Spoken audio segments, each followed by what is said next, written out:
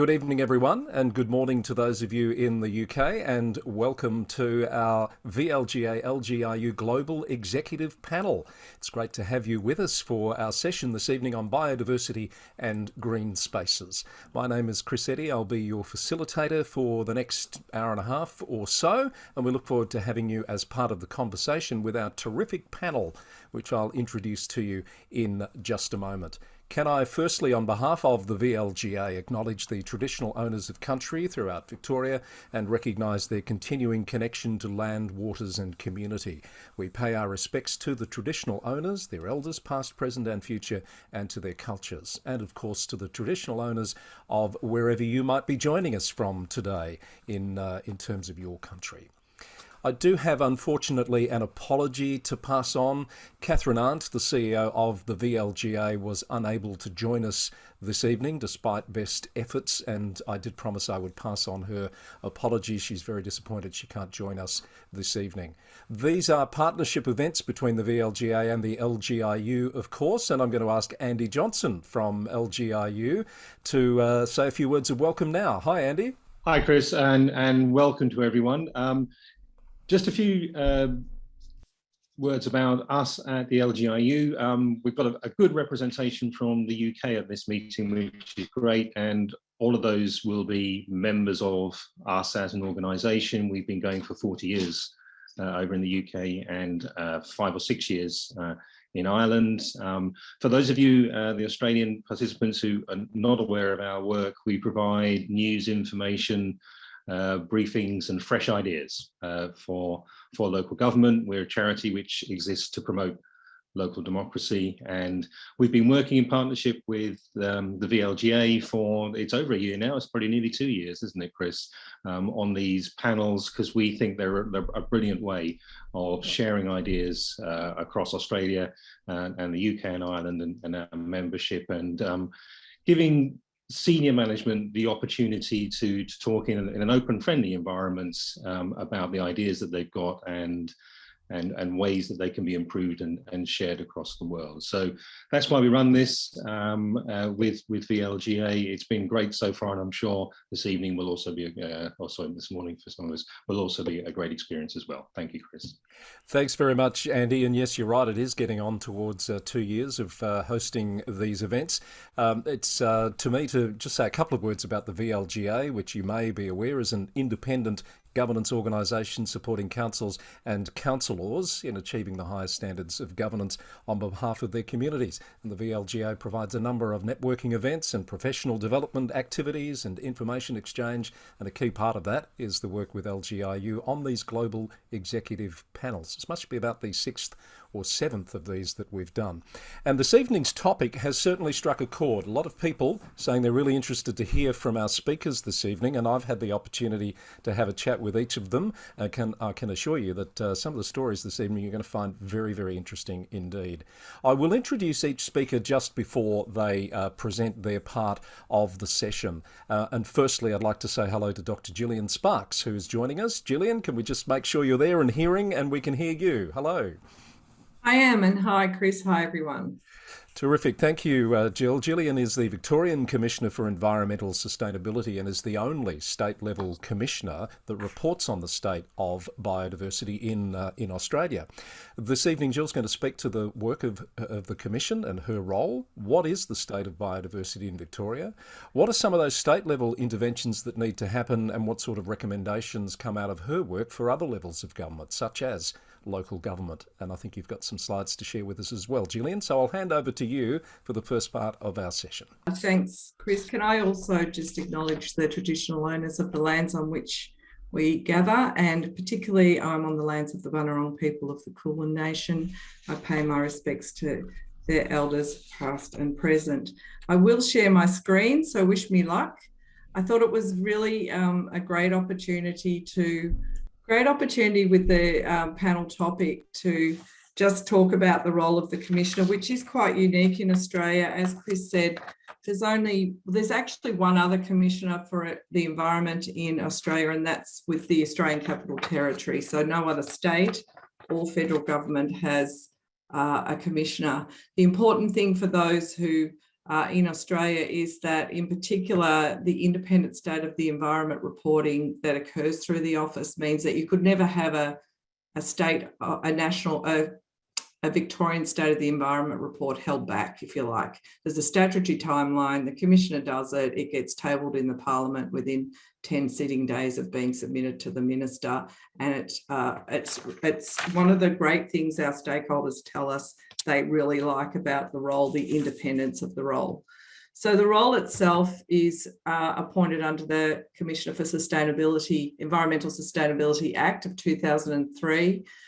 You can see that, you can Google it, it's available for anyone to look at. It's certainly available on our website. One of the key mechanisms we use to support our work with government is to prepare independent science-based reporting. One of the big ones is the 5-yearly Victorian State of the Environment Report. We last prepared that in 2018, and we're currently preparing the 2023 report. We also did an update on biodiversity status following the 2019-20 bushfires. We released that in December last year. So we've done a lot of work on biodiversity science over the last few years. These are just some of the covers of the reports, again, all available on our website. The Victorian State of the Environment 2018 was the last big report, but we do also ecosystems reports, so State of the Yarra and its parklands, State of the Forests, State of the Marine and Coast, and before that, State of the Bay. So we do put a lot of different ecosystems under the spotlight. What this means for local government in Victoria is they have a really good independent science base to go to help with their decisions and their work. And it's established through legislation through the Commissioners Act.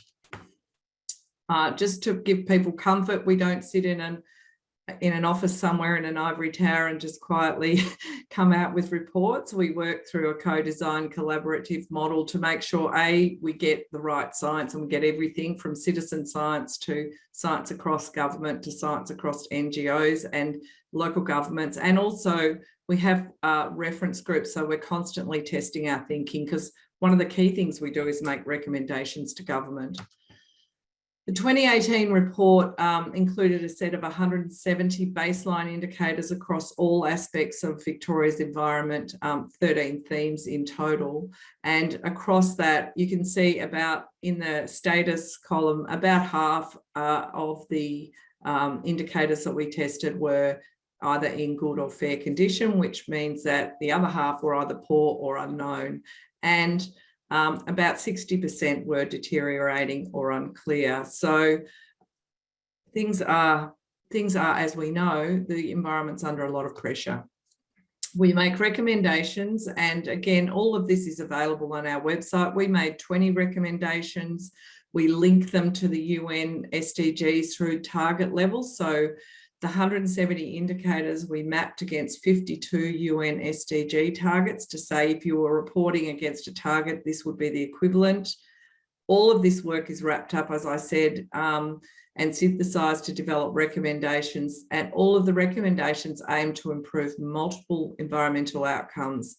We look at all of the policy suites underway in the government, everything that's going on, and look at the gaps, look at the state of the environment, and make a systems-based approach to our recommendations. So I really could encourage all local governments to take this sort of systems-based approach rather than an individual issue approach where you can.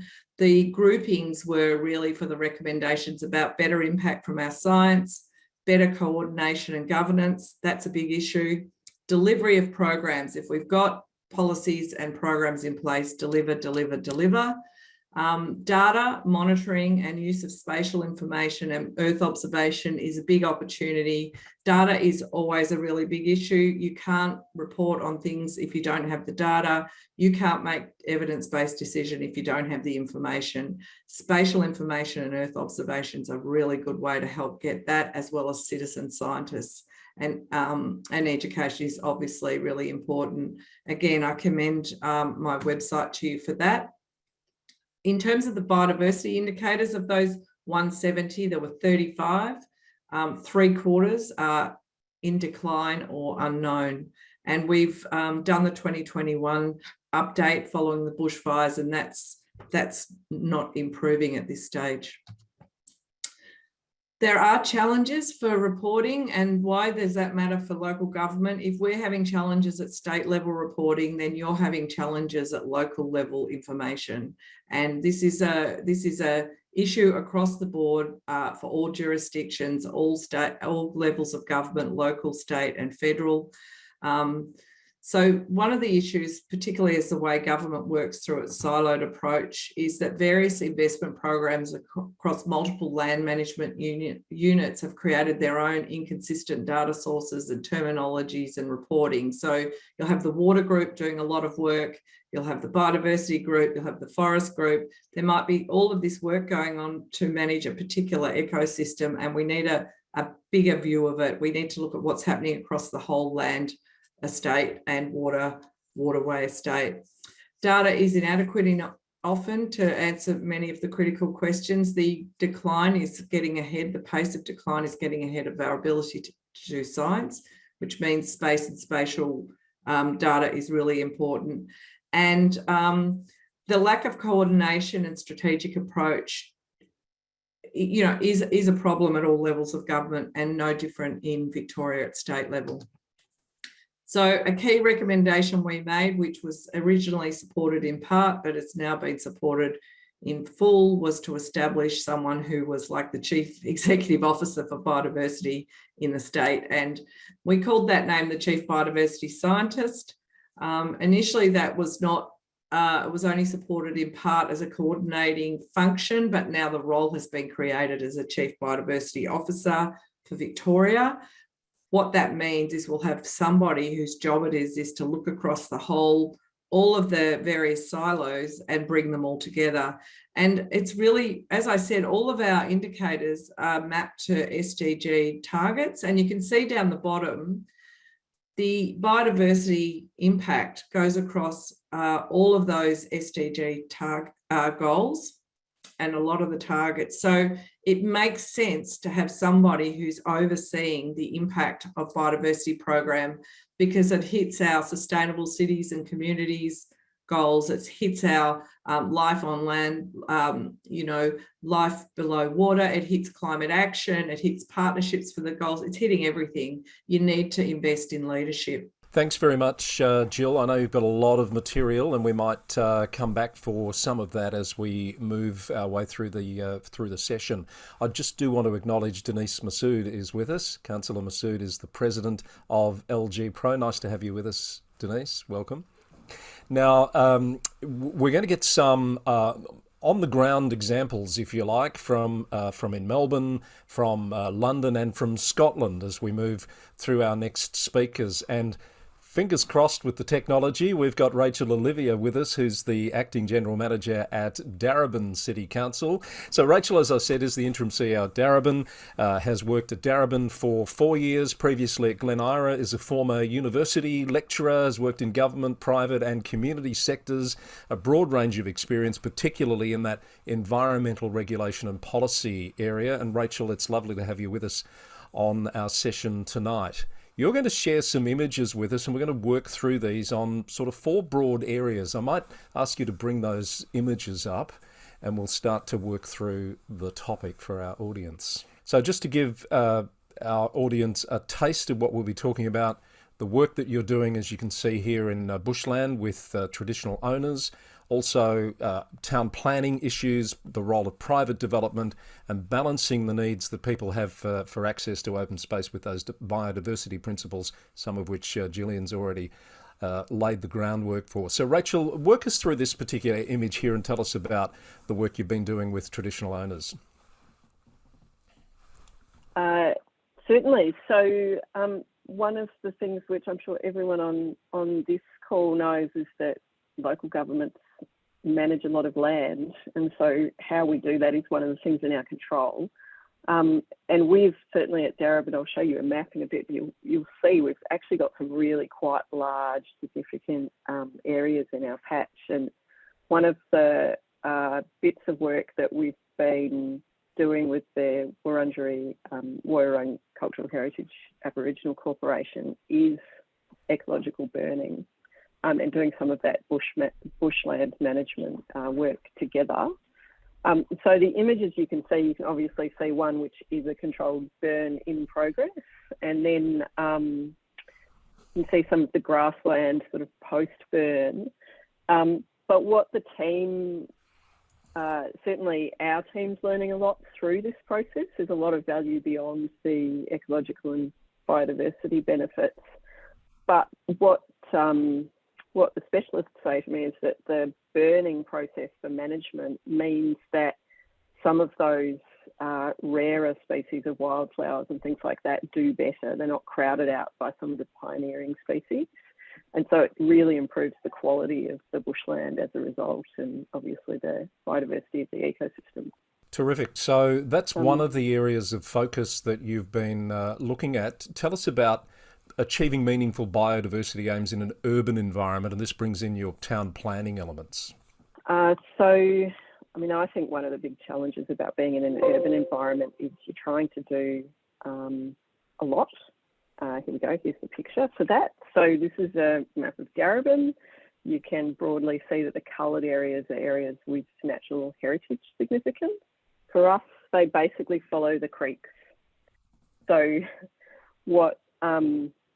and there's two things for me about that. They're actually really there are some big patches, but they're quite small. We've put housing most places, we've put businesses most places, we've squashed biodiversity really to the edges, literally, of Darebin.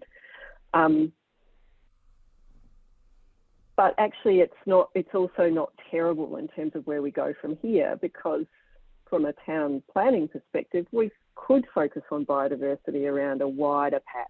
We could stretch out from the creeks, and we could be more and more meaningful and widen the space for biodiversity.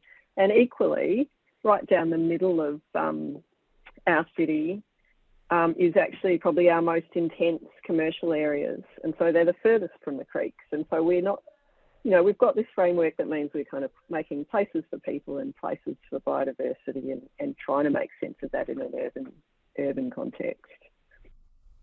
Rachel, do you find that people are surprised that you've got those pockets of, even national heritage significance there in a municipality that, to the outsider appears to be completely urban? Yes, I think so. So particularly some of the really bushy ones up in the northeast corner, they actually don't get many people visiting them. There's at least one kangaroo mob that hangs out up there. Wow. And for those of you that know Melbourne, you might realise that a lot of that area is a really large park, which I think is Commonwealth Crown land. And then there's also La Trobe University. So that sort of that large olive area is actually a very large spread out university campus. But huge opportunity, I think, for biodiversity, and it does stretch into our neighbouring council areas too. So it becomes something we really need to do with others rather than on our own. So in terms of the planning tools that enable you to get the best outcomes here, are they fit for purpose, or I guess I'm asking a leading question because I know you think there's some opportunities there, aren't there? Yeah, I do. Not quite. So I think what the planning tools allow us to do is protect things that happen to be left. And to be honest, in an urban area like this, there isn't much left. What I'd love to be able to do around those creek areas is actually require developers and, even just townhouse development of suburban areas to do things like use local native species. I'd like to be able to say, it's not just about protecting the small pockets that are actually very vulnerable and isolated on their own, but let's give them a buffer. Let's expand this creek zone because we know it's important for the ecology more broadly. That's the tool I want from a planning system. Right. Okay, I might just remind people to use the chat function to pop your questions and comments in, because we will be looking for your questions in a little while in the session this evening. We might move on to the next slide there, Rachel, to talk about how you see private development and its role in the biodiversity question. This image I'm sharing with you at the moment is essentially an illustration of landscaping around a new development. And I think what I'm trying to illustrate is there are absolutely practical ways, especially in Melbourne, where you've got this requirement for quite deep front yards.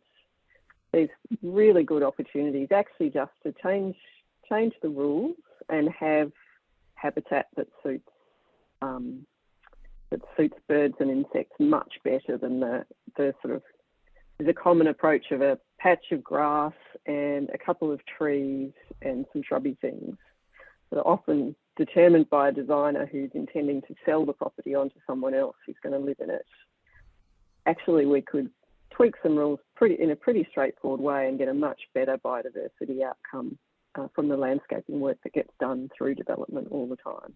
How challenging are those conversations with private developers about the importance to allow for biodiversity? I think it's not the highest priority for many developers. So for the ones we see through the planning permit process, it tends to be the larger developments rather than the small house block ones. So actually the small house block ones that might be in our creek areas, the biggest challenge is we don't have a relationship with them through the development process. For the larger ones or townhouse subdivisions, if we can be clear up front and kind of make it straightforward and tell them this is what we want you to do, they're often happy to do it. They see there's a benefit in doing what the authority is seeking if it's pretty straightforward. And if it's about selecting particular species, we don't generally find that challenging. But we're not quite there yet. I don't think our materials are straightforward enough. Not all of our staff are, it's not their strongest conversation to have with a developer. It's also not as important as the stormwater conversation they need to have or the privacy conversation they need to have. So that's where the challenge comes in practice. There's a lot of elements to it, aren't there? So perhaps if you could move on to our final slide, which is about the balancing of people's needs for access to open space, to parkland, etc., against that biodiversity principle. And I know this is going to be a theme with our other speakers still to come tonight. How do you see that balancing act, Rachel? So this is an illustration of, I think this is at Darebin Parkland. Some of you might know this site. It's an area where we've been doing understory revegetation for a long time. What you actually can't see in this image, which ideally you would, is if you swivel around to the right, actually leads you out into big, essentially sports areas. And so what I wanted to illustrate is the reality of, in an urban area, needing to have some think about biodiversity and what people need for recreation in the same space. And one of those challenges is just fitting everything in. What we're finding, we're doing a lot of work at the moment to try and accelerate our revegetation efforts. So we're putting in a lot of street trees, a lot of parks trees, huge number of understory plants. I think we've put in 400,000 in the last 3 years or something like that, to try and get that habitat into these spaces. And it's a rare park where you can't put some of it in, but it's also a rare park where you can dedicate the whole space to it. So that's one sort of dynamic. The other is just then dogs and cats are then probably the biggest management impact for an urban area trying to look after biodiversity. We don't often see the impact of cats, but they have a huge impact and probably a bigger impact than dogs. Dogs, it's a bit more manageable. It's about fencing off creek-sensitive areas or creek areas and encouraging responsible toileting behaviour. Yeah. And that's why we're seeing a lot of councils starting to talk about cat management tools like curfews. Where are you on that scale at Darebin? We currently have a dawn to dusk curfew, which was a step we took about 2 years ago in the long run, I would think we might go further in the future. One of the challenges, I think, is actually then meaningfully enforcing it. It's not, that's a difficult aspect of any kind of curfew, I think. Yeah. Okay, that's probably a whole nother panel topic, I reckon, Rachel, but I thought that's what you might have meant about the sharing with pets piece there. I've got a specific question for you that's come from Pippa in the Royal Borough of Greenwich, which I just am so excited to be saying that. Thanks for joining us, Pippa. And Pippa's question is, do you have a specific biodiversity officer or team to advise the planning case officers, or is it embedded within the planning officer's role? We do have a specific biodiversity officer, and they do deal with some of our most sensitive biodiversity referrals internally, but then the ones that are less sensitive might get dealt with by someone in our urban design team. So we've got some landscape architects in that team. And then we're trying to procedurize some of the guidance as well, so that it's really clear both to developers before they start and then planning officers through the communication process. Thanks, Rachel. And Pippa, if I could just ask you, perhaps if you'd like to just follow up on that and share with us, how does that work in your municipality? Thanks very much, Chris, and hello, everybody. Well, the reason I was interested is because with government cuts, we've obviously have to pare down the size of the planning service and some of the specialisms, and we don't have a specific biodiversity officer, but some of the community organisations would really like us to. And so what we've been trying to do is make sure that we've got good planning policy in place, and then equip the planners with training to try and help them feel confident about having some of these discussions. And we have a very small sustainability team, which is a team of 3, but we have, 4,500 planning applications a year to deal with, roughly, of which about 75 of them are majors, and we're one of the growth boroughs. So it's a really big challenge for us in terms of making sure we've got the right expertise, and also securing those expertise if, it's not an area we find easy to recruit to in terms of planning anyway, generally in the UK at the moment, partly because the Antipodeans haven't been coming over because of COVID, because we do have, generally speaking, a cohort of temporary workers that come over. So just really interested in how other boroughs, both in Australia as well as the UK, deal with it, just because it's definitely a challenge for us still. Terrific. Thank you, Pippa. And we might come back to you in general question time, and others might like to follow up on that. Rachel, was that all you had to share with us for now? If you'd like to take your slides down. Thank you for that. You might like to just take a breath, and I do see we have more questions for you, so we'll come back to them. Thanks, Rachel. So our next speaker is Helen Bailey. Helen is the Chief Executive at the London Borough of Sutton. And that is a borough, as we'll find out, in the south of London, which has a lot of densely populated urban centres and some of the open green spaces as well, which therein lies some challenges. Helen, hello and welcome to our session this evening. Hello, Chris, and thank you very much for inviting me to come along.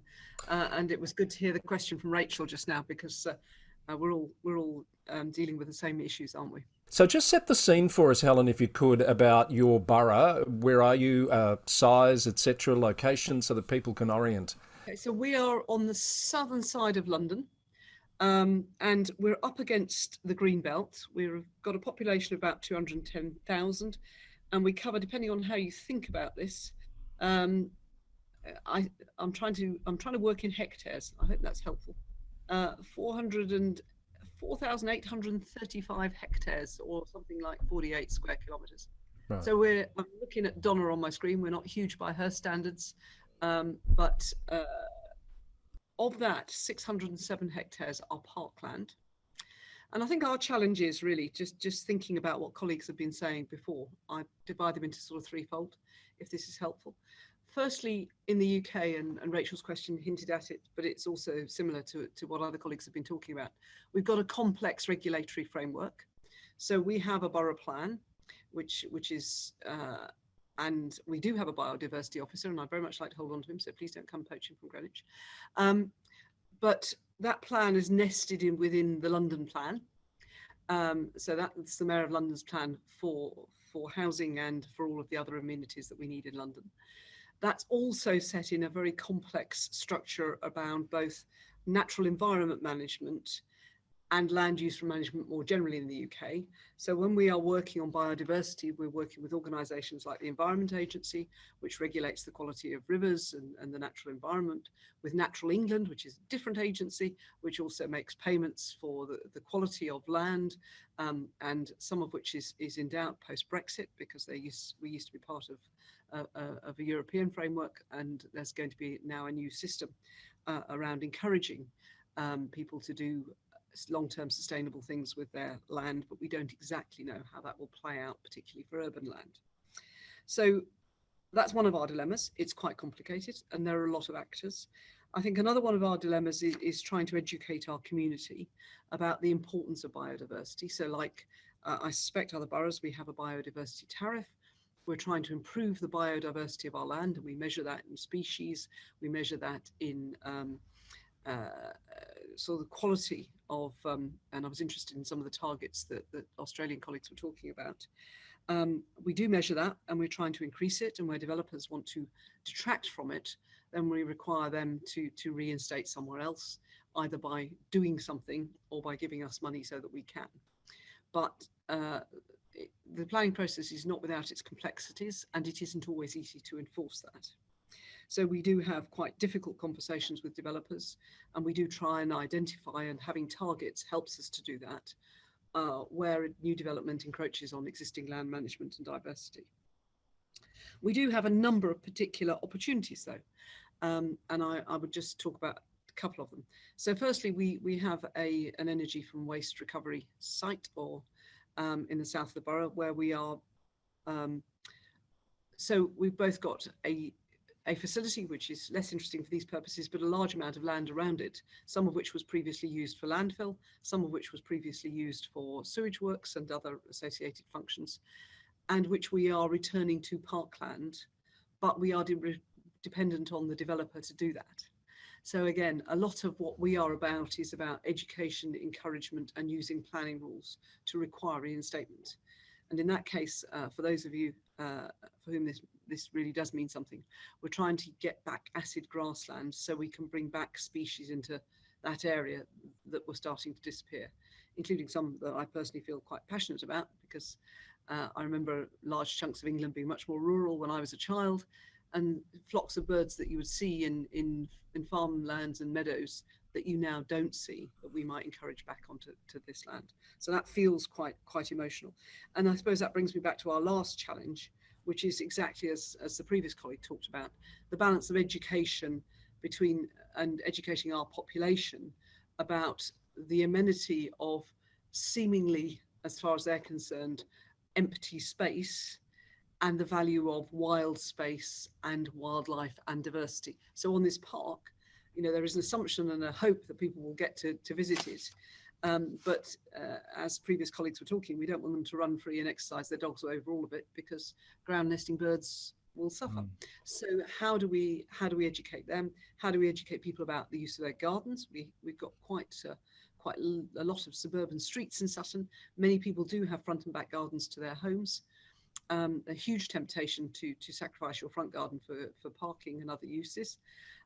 Whereas actually we've been doing some really active work with some homeowners to promote gardens as wildlife refuges and places where you can do something to restore a bit of biodiversity and a bit of sort of eco-restoration, if you like. So, but we need to continue that, and just to end that thought, and something that people who know London might find quite amusing. My biodiversity officer was telling me yesterday that we've got a place where we're trying to encourage a wildflower meadow, and we're going to bring back grazing cattle to that meadow, because grazing is a much more effective way of encouraging biodiversity than simply mowing, which is what we would do otherwise. But in order to do that, we have to get the support of the local population and the local community, so they see this as a benefit, rather than thinking that the cattle might be terrifying or that something very bad might be happening. Yes.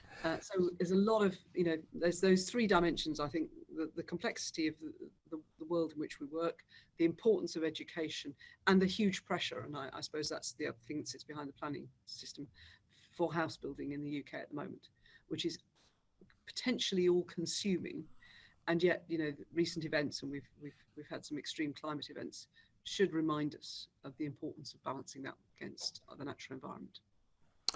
So much in there, Helen, and a couple of directions we could go. I'm just debating where to go. I am interested in the issue you raised about, and I think when we initially spoke, you talked about it almost as a community illiteracy in terms of the value of and the importance of biodiversity and protecting species, etc.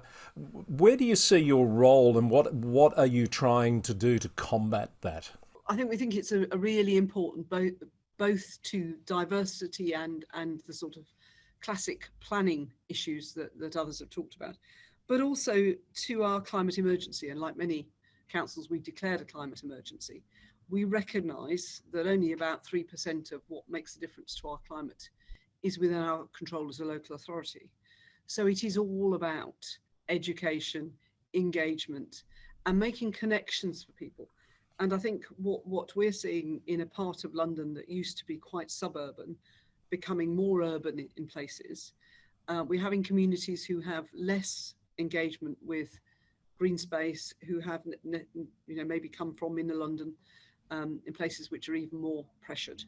So making for them the connection between the quality of their life and the importance not just of green space, but some wild space, is partly a council thing. It's partly working with schools. It's partly illustrating the sort of, I was talking to somebody the other day and saying, the thing we forget, isn't it, that everything that we need and get comes from soil, ultimately. If we don't have good quality soil, we don't grow good quality crops. Everything we eat comes from those crops, either directly or indirectly. How we make that connection and then show, I think, particularly children, that there are things that they can do. So we've got some really interesting drainage schemes with ponds outside one or two of our offices and outside some of the schools, showing the importance not only of natural drainage, so that when you do have weather events and suddenly accumulations of water, they don't just flood the place, but also that those are refuges for wildlife, and getting young people actually to be fascinated and not scared by bugs and beasts, small and large. All right, Helen, we'll let you take a breath. There are some questions coming in, and folks, keep putting the questions in the chat, and we'll get to those shortly. Helen, there is a comment there from a colleague. Nick is suggesting grazing cattle's working wonderfully on Newcastle's town moor, so you might have some colleagues you could talk to about that. And let me reassure Nick that we already do use grazing cattle on one of our parks. So it was but you can't assume with communities in London that they will know about something that even happens 3 or 4 miles away. Yes. So we have to start a new conversation with the new community before we bring the cattle across to the new place. But yes, no, he's absolutely right. And I love to see them personally. I'd like some pigs too, but that's a whole different game. Terrific. Thanks, Helen. We'll come back to you. I just do want to go and correct something I said back at the start when I introduced Denise Massoud. I'm reliably informed by a couple of people that I called you, Denise, the president of LG Pro. That was a slip on my part. I've spent some time with the president of LG Pro for another program today, so obviously on my mind. Denise is, of course, the president of the VLGA. Will you ever forgive me? I humbly apologise. I'm going to introduce our last speaker now, who is Donna Manson, the Chief Executive at Highland Council in Scotland. It is the largest local government area in the UK, and Donna will tell us a bit more about this magnificent part of the world and the challenges. Donna, hello, come on in. Hello everyone, lovely to meet you all. Lovely to have you with us, and I see you've got some slides to talk to, so please set the scene for us on the challenges you have there in the Highlands. So the Highlands, one of the worldwide tourism places to visit, often in the top 10, whether it's for Loch Ness or now the Isle of Skye. Very much in the last 10 years, a number of media, films and various media programs have resulted in people flocking here for a whole lot of social reasons as well as environmental reasons. So huge contributor to our economy, and supports 43% of the local population in terms of that. That's how important tourism is to us. And obviously we are a huge space in terms of contributing to the transition to net zero, in terms of what we have in terms of peatlands and in terms of renewable energies. However, and in terms of that, we are home to 16,000 distinct types of plants, animals, microorganisms, and we have a huge focus in terms of conservation and biodiversity. So a wonderful place to live, to visit and to be. However, during the pandemic, when basically people were unable to travel, when local lockdowns and UK lockdowns were changed, then quite simply the whole of the UK travelled to the Highlands in their droves for a staycation. Normally our tourism is based on people who understand biodiversity, who understand the environment, who are very much at home in the environment. So we don't have a regulated approach to that. I suppose when I visited Yosemite a number of years ago, I recognised the difference where we can wild camp, you have the right to roam, the right to be, so we don't have any restrictions in place. However, you can see from the slide that suddenly our beauty spots became a real challenge, and we had so many infrastructure issues that we had to deal with urgently, alongside a real tension for the first time between that 43% local economy that works and supports and breathes tourism was suddenly not so friendly towards tourism. It led to locals putting up road signs asking people not to come. It actually led to people lying on the road and trying to prevent camper vans from coming in to parts of the Highlands. And you can see behind me, I've got the huge map and area that we cover in terms of those 26,484 square miles. We are larger than many countries as a local authority. And infamously, we ended up with being on international news when we had populations of camper vans travelling en masse. And so we had groups of 19 camper vans travelling together and looking for facilities, and you can imagine what the impact of that locally. More challengingly, that opportunity to wild camp with people who had never really camped before in the environment. They'd normally camped in regulated sites. We had a huge amount of littering and environmental damage being caused. Quickly, we had to be agile and moved on to solutions. And like some of the other speakers are saying, one of the key solutions is education and learning. We didn't want to go too much into regulation. We wanted people to enjoy and to learn about the environment. So one of the first things we did was we basically put a lot of investment into rangers and local rangers. And we put people who loved the environment, who used the environment properly, we put them in amongst the tourists, and you can see a photograph of some of them there, to go in and to basically support, educate, all sorts of things, because we were ending up with a lot of people in quite vulnerable situations in terms of needing food and supplies and being basically sometimes isolated and at risk in the environment. The other thing we did is we developed lots of supporting positive media. So we didn't go for that go away. We actually said, we welcome you, this is fantastic, let's all share this. Finally, in terms of solutions, though, we have moved both with national government and locally here with our local members to some short-term let control areas where we're working with communities to perhaps develop approaches to that. I said earlier, there's two aspects to what we do. There's tourism, but there is the other bit where we basically are one of the major opportunities worldwide in terms of renewables and green hydrogen. We have for many years had a history in terms of the power of the river and the power of the water. For those of you who have been here, you'll know we have lots and lots of water. And so we have really continued to develop that footprint in terms of hydro. At the same time, we are one of the few places that can produce green hydrogen. So as a local authority, we've gone into partnership with private providers to develop 8 sites of green hydrogen across the Highlands, with fleet and active travel all linked into that. At the same time, we continue to welcome everyone to our environment, and we've developed more and more sites, and we're more prepared for that so that we don't lose that attraction that we've now got. And really, we're moving into a place where, in terms of getting the balance between people and place, we now feel much more confident in terms of getting all of that working together.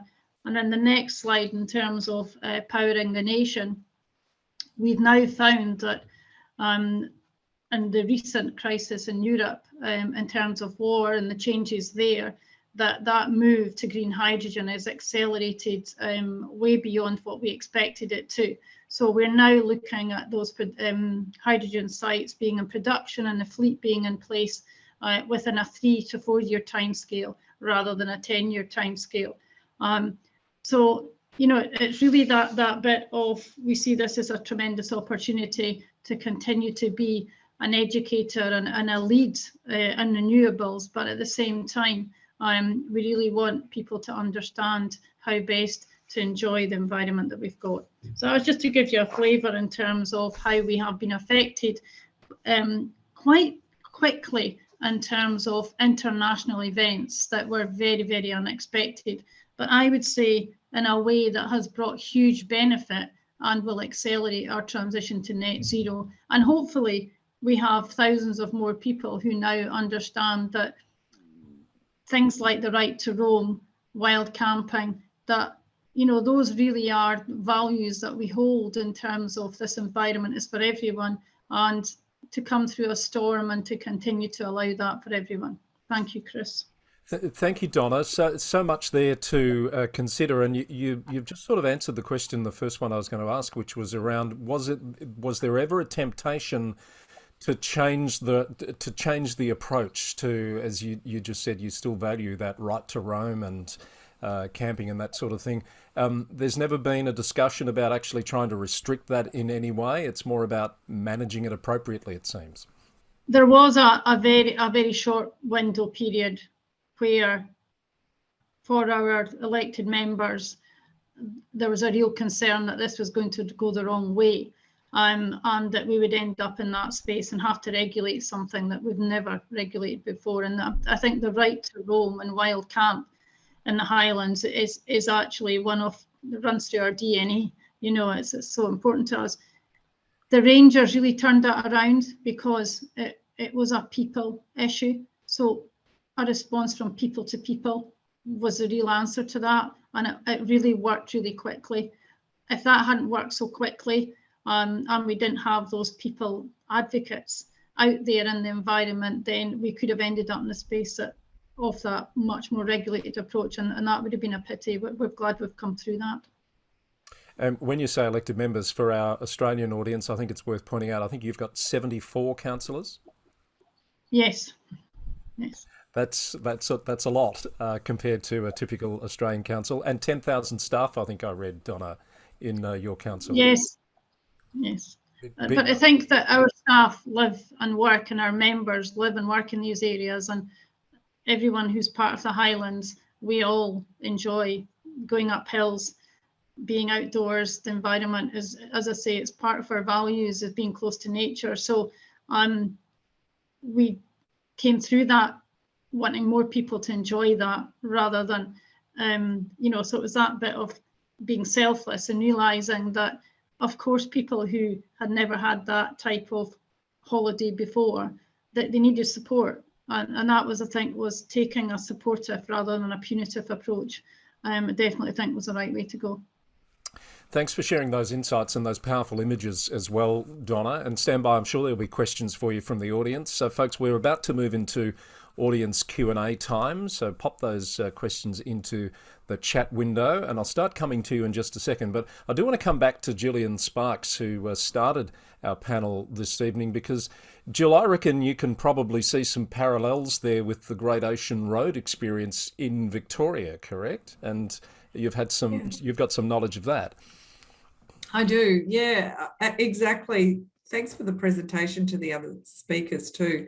In Victoria, the Great Ocean Road and its environs is a really important part of our tourist as well as our DNA life. Go along the surf coast. We have Bells Beach surf carnivals, etc. But it's also pre-COVID, a destination that a lot of international tourists wanted to go and see, the 12 Apostles. That coastline is very sensitive. It's needed to be protected. There's a lot of committees of management under the state government regime managing little pockets, and then there's the local councils.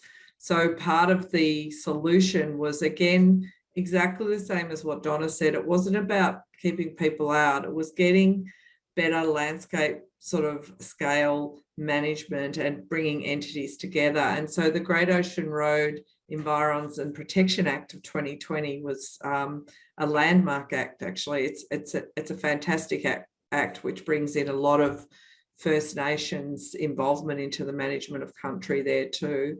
I commend that act to you, but it was really about bringing everyone together to get scale for managing and supporting communities, to get the infrastructure that we need, toilets, those sorts of things, simple things, but also then having some scale for the road network but managing biodiversity and the sensitive coastal environment at scale. Now that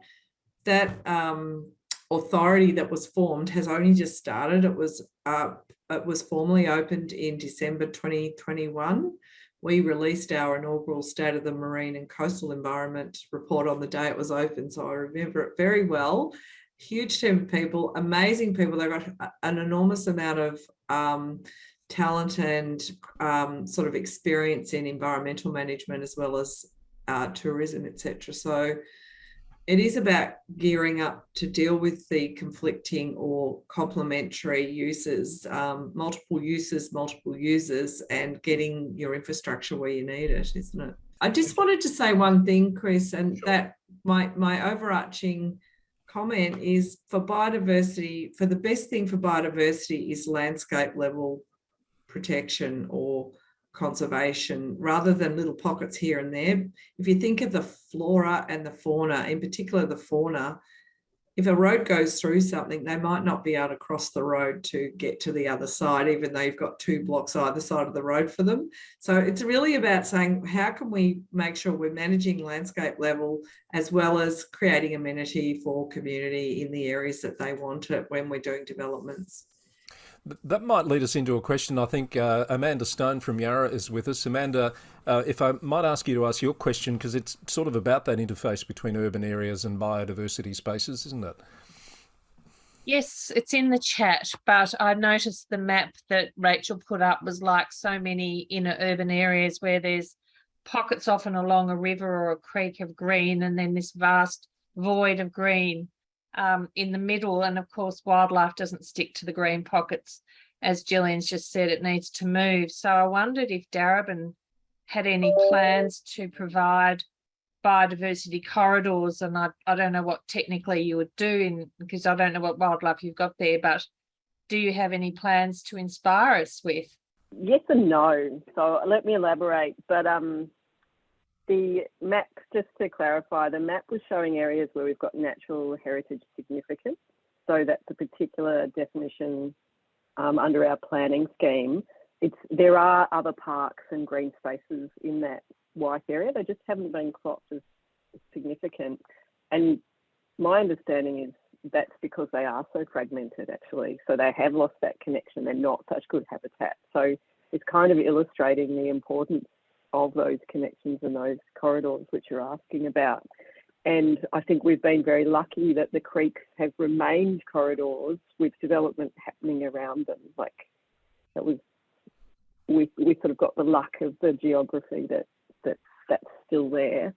And I think the conversations we've been having have been about, because those bits are where the value is now, they're also the most important bits to start with and invest in terms of protecting habitat and building from it.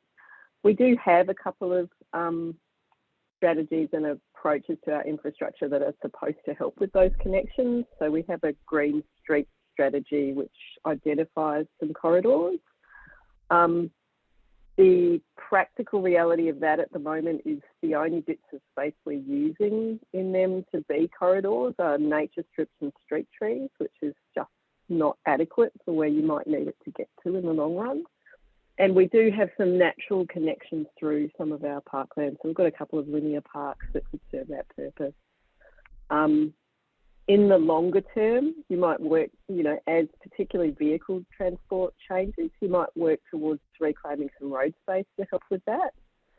Certainly my view is we've got to have autonomous vehicles in play before that becomes realistic in kind of the local politics associated with parking and all of those sorts of things. But I can see a future where that becomes more practical. I do think in the big picture, the challenge is just that competition for resources. So it's not Darebin's aspiration for connections that slows us down. It's how much we can invest every year to make progress towards the aspiration. And it's so even though we've accelerated our planting programs and we've put a huge amount in, there's a huge amount more to do, like even at an accelerated rate to get understory into the parks where it could fit in a meaningful way will take us the rest of the decade. And then if I step back from our local area, I go, if we're investing all this stuff in biodiversity, is this actually the place we should put it? Are we one of those fragmented areas that Gillian's talking about? And we might be better off, supporting a wilderness area, in the back box of Whittlesea or down the Great Ocean Road. Thank you, Rachel, and thank you, Councillor Stone, for your question. I'm wondering if Luke Hadlow is able to turn camera on and ask his question. Luke, you had a question which I think is partly for Rachel, but also for Helen, and if so, we might go to Helen for an answer. Fire away, Luke. Thank you. Looking at Google Maps at both of your districts, I notice there's a lot of golf courses. So how do you manage that being a monoculture, the fact that it's just grass, and even if it is a heritage area, it's not very accessible for the general public? Thanks, Luke. Helen, would you like to tackle that one? Yeah, you're right, Luke. It's a challenge, and I said that we had some issues around sort of sitting within planning frameworks. So most of our golf courses are managed by private organisations, and actually we've got a lot around the edge of the borough which are not within the borough. And I think I'm going to widen this out and say that there is a real challenge to us about the quality of green space in what we think of as the green belt. So we were just talking about the connectedness of spaces for wildlife. In London, we do have a number of initiatives around that. So London is surrounded by a green belt, which dates back to the 1950s and 60s. And where one of the arguments and conversations that we have with developers and others is whether the land itself in that green belt is worth preserving, and some of it frankly probably isn't. But then you have an argument about the replacement and the management. So we do struggle with the whole golf course issue, but we also struggle with that sort of wider sense of how do those areas, and we can encourage people to create spaces through them and wildlife protected areas within the golf course, but how do we see them as part of a wider ecosystem rather than just worrying about them on their own? Because I think if we did, that really wouldn't work at all. But I'm keen to learn about that because that's quite a challenge for us. Thanks, Helen. And now I suspect, Rachel, that Luke has no idea that your golf course has been very newsworthy of late, very topical. But in terms of that monoculture question, do you have anything to add? We did hit the headlines this week. So our council made a decision actually recently to free up part of the golf course to go back to open space. But the thing I wanted to share is I'm aware of some Melbourne-specific research from a few years ago now. I think it was Melbourne University who looked at the biodiversity of urban parks and golf courses. And it was surprising at the time, but golf courses came out as quite diverse compared to your typical suburban parkland. So in terms of the stuff that council manages, it's not the golf course that is my top priority. And in fact, it's probably providing some level of protection. It seems that in Melbourne, I don't know if the configuration will be the same over in the UK, but the spaces between the holes often are really dense shrubby spaces. And so they're one of the places in our parks that have got this sort of denser habitat that suits some of the things. Whereas if we've got a sports playing field, often that's just grass and then tall trees and there's nothing in between. So they were surprising results at the time, but really switched the thinking around some of that locally. Thanks, Rachel, and thanks for the question, Luke. It's a good one. Now, I wonder if Councillor Jude Dwight is wanting to ask her question. Jude is from the city of Knox, and it's about bushfire management overlays. Hello, Jude. Hi, Chris. Thank you. I can't find it back in the chat, but obviously the foothills area has some pretty strong bushfire management overlays in place, and that becomes the trump card, if you like, when it comes to planning in terms of what people can do with vegetation, particularly in close proximity to their residential dwellings.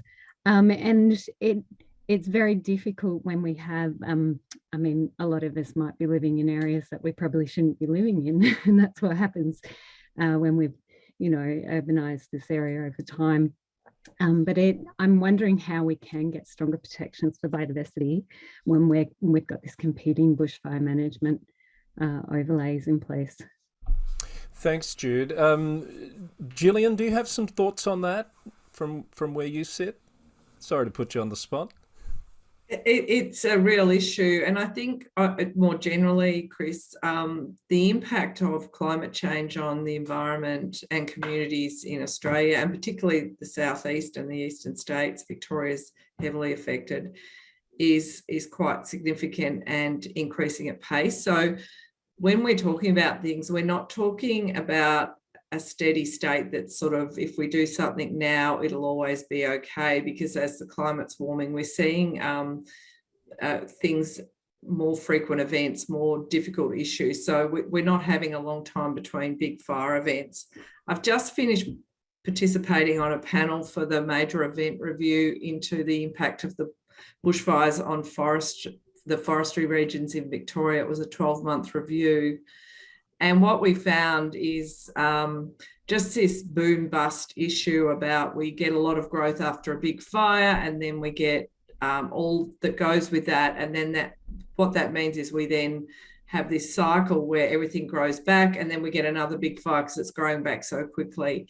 And one of the really important aspects of the work, and that report was only released a couple of weeks ago, we did an enormous amount of work with traditional owners on this and consultation about management of country. And all stakeholders felt that to deal with the issues such as Councillor Dwight has talked about, traditional owners can teach us a lot about how do we manage country for these issues. But there's probably, you might have hit the nail on the head, there might be some areas where we might have once lived, but maybe we can't live.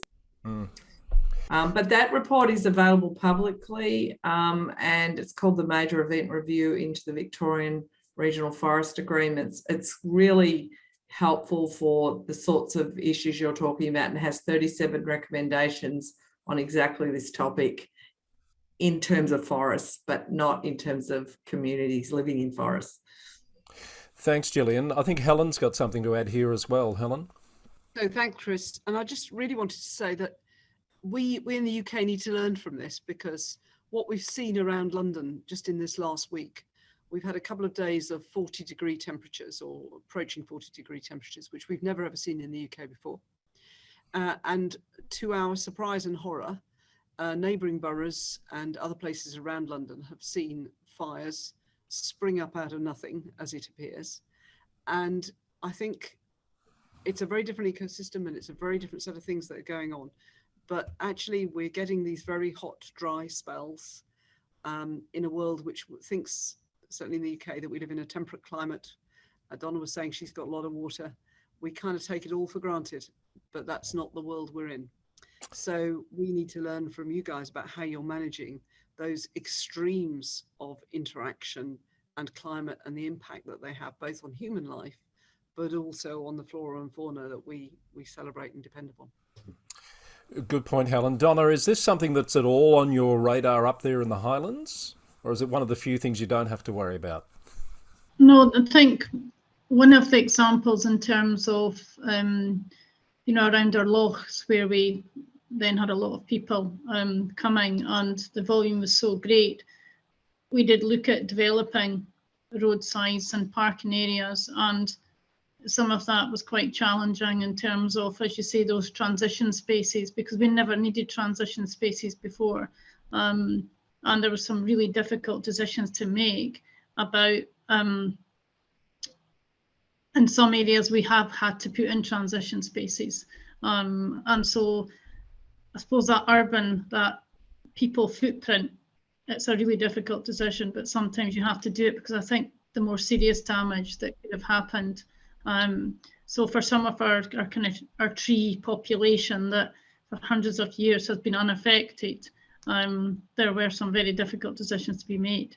I know there's been a lot of comments about planning and authorities today, and I think this is a bit where, in terms of that planning expertise, we're very lucky. We have a huge planning department, a very successful planning department, and lots of experience of within that planning department, individual talents and abilities who've had to juggle those really complex issues for a long time. But also I would say that our elected members do extensive training and planning because they have to make the difficult decisions. And that's where that last policy development between Scottish National Government and local government, in terms of looking where now local areas have the ability in a ward, so that can be a very small area where you've got 4 local members, is that they've now got the ability to look at controls within their area that they can work. So in terms of the first area to go as a pilot, it's within our national park and the Cairngorms National Park. And so the local members have consulted extensively there with visitors, business and community. And so there's joint co-production of decision making going on. So I do think the legislative framework around about it and how inclusive that is a really important one for governments. So taking it a step at a time and learning area to area is going to be really important for us. Thank you, Donna. And I'll come to just a warning to each of the panellists. I'll come to you just for a takeaway message in just a moment. The one key thing you'd like the audience to take away from this evening. And I think we've got time perhaps for one more question if Patrick is still with us. Patrick, if you're there, I wonder if you could summarise the question you've asked about its linking safety and crime with landscaping. Patrick, are you there? Yeah, thanks, Chris. Apologies, don't have a camera. I just sort of wanted to throw the question out broadly to everyone regarding this sort of perception that shrubs cause crime, or that crime is more likely to occur in shrubs, and for that reason in our park landscapes it's necessary to have clear sight lines throughout the entire reserve, and so basically there should be an absence of shrubs in landscapes, which are obviously a pretty critical component for biodiversity. Wondering if anyone has encountered any research on this subject. It'd be really great to have some kind of evidence that I could present to the people, mostly internally within council. I find that pushing back on us trying to plant more shrubs. Where are you, Patrick? I work for the City of Greater Dandenong. Right, so in Melbourne. So this sort of harks back to, I used to hear a lot of talk about the SEPTED principles in terms of safety and environment, etc. Is that still a thing? I see Rachel nodding. How would you respond to that? It is still a thing. It's definitely guidance for kind of good design. And I think my response is we seem to be finding a balance. So it's absolutely a conversation that comes up when we're doing that sort of master planning or parks design, but we seem to be able to manage both at the moment. And if you want to chat to one of our landscape architects, I could definitely put you in touch, Patrick. Great idea, Rachel. And I might just get a UK perspective, perhaps, Helen? Yeah, I interestingly used to work with the police in London, with the Metropolitan Police Force, and you look, and so I used to see the stats every day about attacks and where they take place, and so for me, this then becomes an issue about public education. Random stranger attacks, certainly in London, of a physical nature are actually quite rare, which is why when they do happen, they get a lot of publicity. So the stuff that takes place in the open air is usually an extension of what is going on in people's lives elsewhere. And actually, yes, and they do need to feel that it's okay to be there, and there aren't sort of places for people to hide and leap out on them. But actually, an awful lot of that is about public education and what happens and how you use those spaces.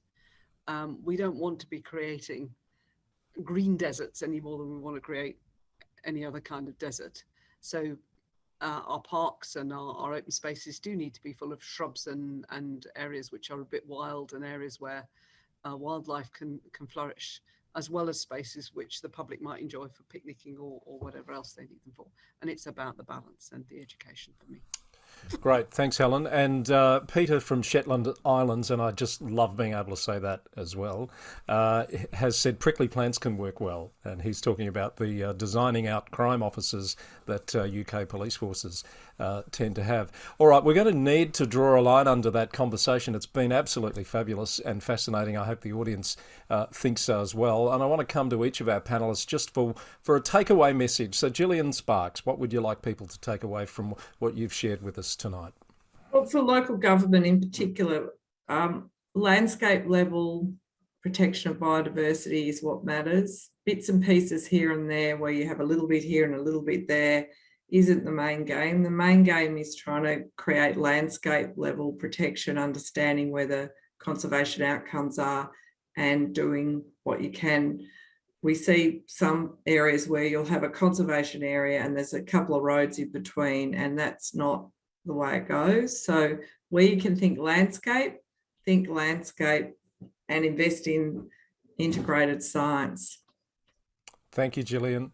Rachel Ollivier at the City of Darebin.